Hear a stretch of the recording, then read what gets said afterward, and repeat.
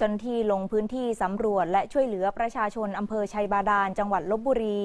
ที่บ้านเรือนเสียหายจากพายุฤดูร้อนพัดถล่มในช่วงเย็นวานนี้นี่คือสภาพความเสียหายของบ้านเรือนของประชาชนในอำเภอชัยบาดาลจังหวัดลพบุรีหลังถูกพายุฤดูร้อนพัดถล่มเย็นวานนี้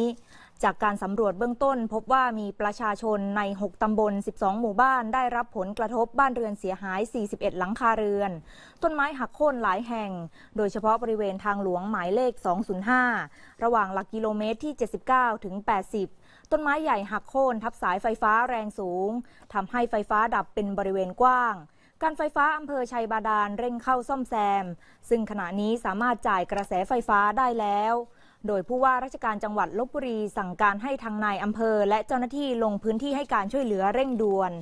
ด้านนายศรีชัยตันทโสพลนายอำเภอชัยบาดาลเร่งรัดให้องค์กรปกครองส่วนท้องถิ่นกำนันผู้ใหญ่บ้านสำรวจความเสียหายพร้อมให้ความช่วยเหลือในเบื้องต้นโดยจัดทีมด้านสาธารณสุขออกเยี่ยมประชาชนจ่ายยาสามัญประจำบ้านพร้อมเยียวยาดูแลด้านสุขภาพจิต